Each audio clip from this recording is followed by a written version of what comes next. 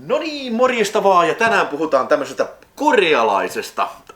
eteläkorealaisesta elokuvasta kuin Project Wolf Hunting, joka on tehty vuonna 2022, eli tätä nauhoittaessa viime vuonna, ja sen on ohjannut semmonen äijä kuin Kim Hong-sun, joka ei tekijänä sano mulle yhtään mitään, ja tässä on pääosassa henkilöitä, jotka on myöskin mulle vähän tuntemattomia tyyppejä, mutta menin katsomaan ihan sen takia, piti Apassin kanssa mennä katsomaan, mutta hänellä oli iltavuoro tossa, ja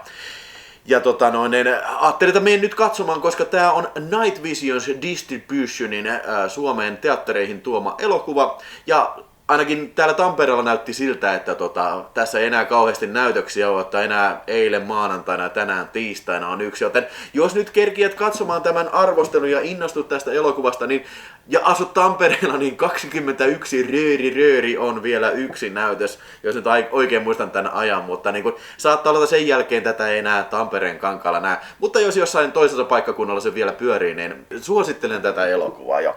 Eli tää elokuva on siis tämmönen action, kauhu, science fiction elokuva, mikä sai heti mun mielenkiinnon sitten nousemaan tässä, eli joukko tämmöisiä korealaisia vankeja, jotka on jäänyt kiinni Filippiineillä, niin heitä lähdetään sitten sattuneesta syystä tuomaan tämmöisellä tankkerilla sitten takaisin Etelä-Koreaan. Ja sitten siellä on mitä 50 vankia ja parikymmentä kyttää ja sitten plus laivan miehestö sitten, että tämä matka alkaa ja sitten totta kai siellä heti alkaa niin kun tämmönen pakoyritys kehkeytymään pikkuhiljaa ja siellä on, no jos en nyt ihan kauheasti mene yksityiskohtia paljasta, mutta sanotaan näitä sinne, näille niin kuin vanginvartioihin on sitten soluttautunut osa tämmöisiä mafioosoja, jotka haluaa sitten vapaaksi tämän yhden rikollisen. Ja totta kai siellä sitten lähtee hirveät myllyt käyntiin ja sitten se on vähän niin kuin tämmönen Die Hard, vähän niin kuin kyttäryhmä ja sitten rosvoryhmä sitten täällä tankkerilla, joka taistelee toisiaan vastaan. Ihan hyvä idea, peruspremissi siinä kyllä on tämmöisen suljetun tilan action-elokuvaan, kuten esimerkiksi Under Siege tai Die Hard. Mutta tässä on pieni semmonen twisti, että täällä laivan pohjakerroksessa on sitten salainen osasto, missä sitten tuodaan myös sitten Etelä-Koreaan tämmöiselle geneettistä toimintaa harjoittavalle yritykselle sitten ollaan tuomassa niin kuin salaista lastia, ja se salainen lasti onkin sitten se ei mikä tahansa vanki, vaan se on äijä, ketä on niin kuin pidetty toisesta maailmansodasta asti sitten näissä lääketieteellisissä kokeissa, ja siitä on tehty tämmönen superhumanoidi ihminen, tämmönen vähän niinku zombityylinen, erittäin aggressiivinen tyyppi, tämmönen vähän niinku Resident Evil pahistyylinen zombi, mikä hakkaa ja tappaa kaiken tielleen osuvan. Ja jotta soppa olisi sitten täydellistä keskellä sitten tätä sodan tiimmelystä, niin tämä kyseinen monsteri sitten herää ja sitten alkaa tappaa molemman osapuolen kyttien ja rosvojen porukkaa sitten ympäri ämpäri vasemmalta ja oikealta, ja siinähän sitten riittää kyllä niin kuin, siis todellakin koko rahan edestä hirveetä mättöä. Kyllä. Night Vision Distribution, joka toi tämän elokuvan Suomeen, niin markkinoi nimenomaan tätä väkivaltaisuutta valttikorttinaan käyttäjää. Voi pojat, tää ei ole kyllä ihan mitään niinku, pelkkää tollakaan mitään sanahelinää markkinointimiesten puhetta, vaan siis kyseessä on äärimmäisen verinen elokuva, äärimmäisen verinen ja väkivaltainen elokuva, että niinku tää on verrattu ihan mun mielestä niinku perustellusestikin sitten tätä viime vuoden elokuvateatterin hittiin, hittiin, mutta minun kirjoissani viime vuoden verisempään elokuvaan, mitä näin elokuvateatterissa, The Sadness sitten, se oli ei korealainen, vaan taivanilainen kauhuelokuva sitten, jossa hullut zombit sitten ryntää kaduille ja repii kaikki palasiksi ihmiset, ketä ne löytää, niin tää on vähän semmonen ehkä hengenheimolainen siihen, ainakin mitä tulee tähän graafisuuteen. Se tulee heti niin kun ihan ekassa mättökohtauksessa niin kun ilmi se, että niin kun äijää lyödään jakoavaimella tai aseen perään lyödään naamaan. verta ruiskua niin kuin 100 litraa päästä, niin kuin sen, eikä mitään CGI-paskaa, vaan ihan oikeita praktikaaliefektejä. Siis verta lentää joka tapossa, siis ihan valetelematta, melkein joka tapossa tässä lentää verta, niin kuin Shogun Assassin huippukohtauksissa. Ne, jotka tiedätte, mikä on Shogun Assassin, niin siis tiedätte kyllä, mistä mä puhun. Siis ihan oikeasti äijä, jumalauta, hakataan ja revitään palasiksi, niin kuin jäseniä revitään irti ja stompataan naamaa ja kaikkea. Jokaisesta näistä väkivallan teosta niin kuin lentää tosiaan 1000 litraa verta ainakin. Ja ohjaaja itse on sanonut, että tässä käytettiin 2500 tonnia verta. 2500 litraa verta, jotain semmoinen crazy määrä, niin kuin siis 2500 litraa, sanotaan nyt näin. No muistaakseni luki kyllä tonnia. Mä en tiedä, miten voisi olla 2500 tonnia verta, mutta okei, sanotaan 2500 litraa verta.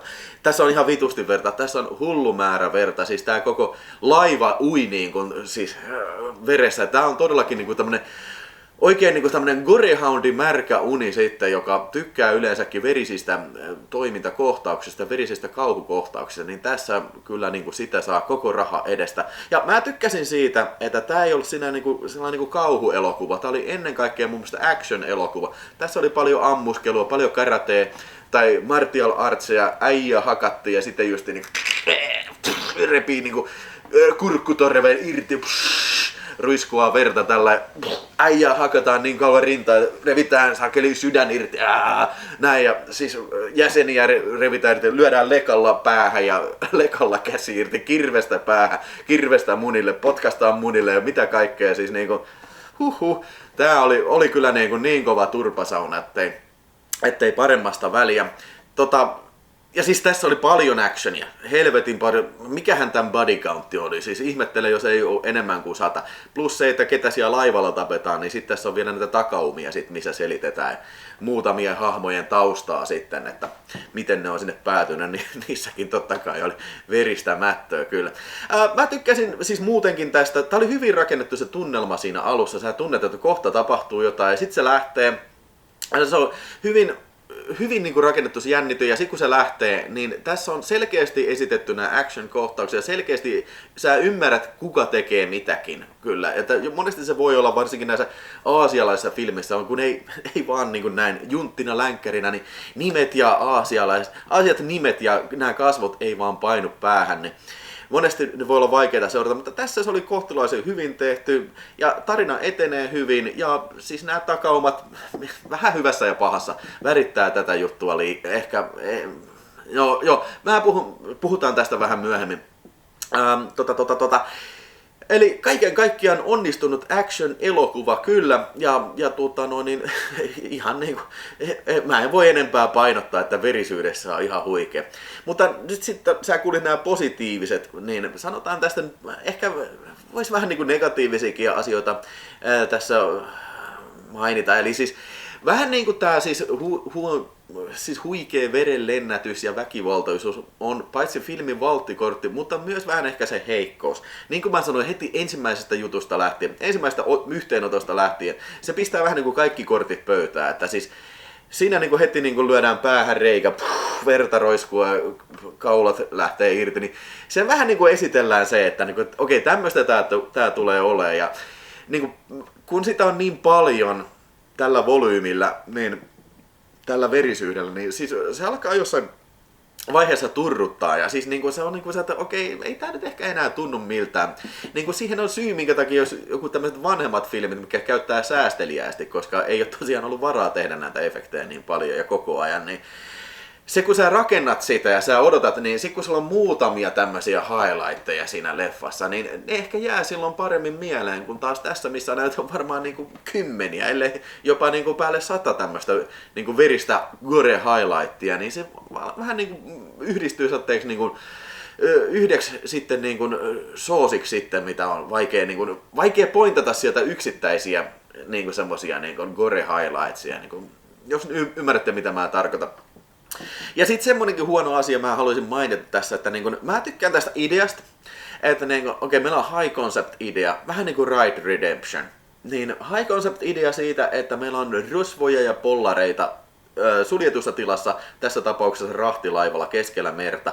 Plus, että siellä on vielä tämmönen Resident Evil-tyylinen tämmönen bossi, Tyrant-bossi, mitä ei pysty kukaan voittaa. Se on vitun nopea ja se niin kun on niin vitun voimakas, että kukaan ei pärjää mitään. Niitä pitää ideoida vähän niin kuin yhdessä, että mitä ne pääsee siitä eroon. Mutta sitten siihen tulee semmoinen loppupäässä varsinkin tulee tämmöinen uusi elementti ja en nyt halua spoilata kellekään, mutta vähän niin kuin näitä tämmöisiä supertaistelijoita on sitten vähän niin kuin enemmänkin. Ja sitten siinä niin kuin annetaan taustaa tälle, vähän liikaa tälle, niin kuin, tälle supertaistelijalle. Ja muutenkin niitä, se niin kuin, vähän niin kuin liikaa backstorya siis tämmöiseen elokuvaan. Että mitähän tää kesti?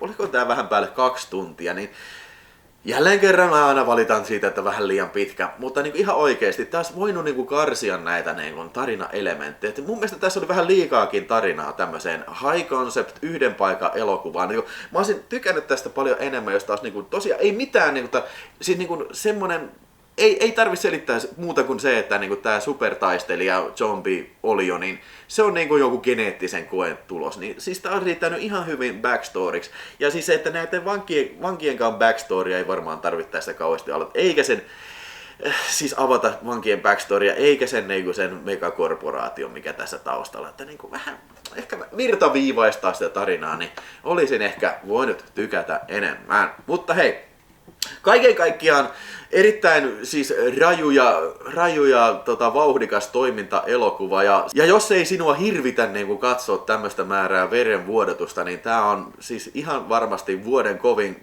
siis tämmönen action splatter pommi kyllä. Että jos tää tuntuu sinusta niin kun oikein houkuttelevalta, niin suosittelen erittäin lämpimästi. Menkää nyt vielä katsomaan, jos teidän elokuvateatterissa tää vielä pyörii, niin menkää nyt ihmeessä katsomaan, koska siis tää on just tätä niin kuin, tosi tämmöistä ruohonjuuritason elokuvan niin kuin levitystoimintaa Suomessa, että eilenkin kun mä olin katsomassa, niin olisikohan se ollut kuin 5 tyyppiä mun lisäksi, ja nyt puhutaan Tampereesta ja puhutaan niin kuin kuitenkin niin kuin elokuvasta, joka on tullut edellisenä perjantaina ensi-iltaan, että nämä pitäisi olla sillä tavalla, että näitä tämmöisiä niin kuin levityshommia, niin kuin pienen budjetin tai siis pienen profiilin elokuvan levittämistä, niin kannattaa tukea Suomessa, että saadaan jatkossakin tämmöistä päräyttävää matskua valkokankaalle. Kyllä, mä antaisin tälle elokuvalle 4 tähteä kyllä.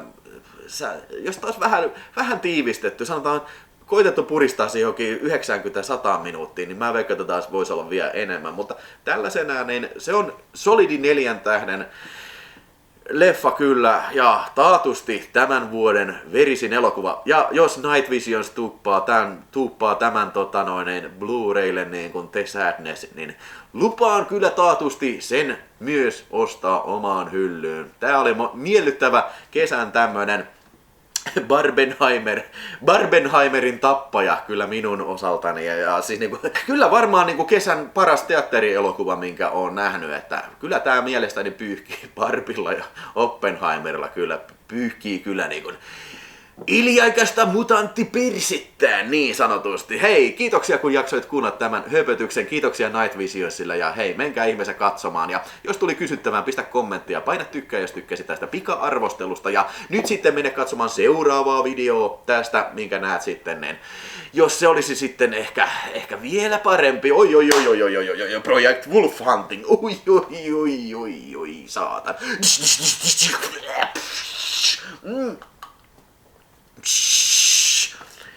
Perkele.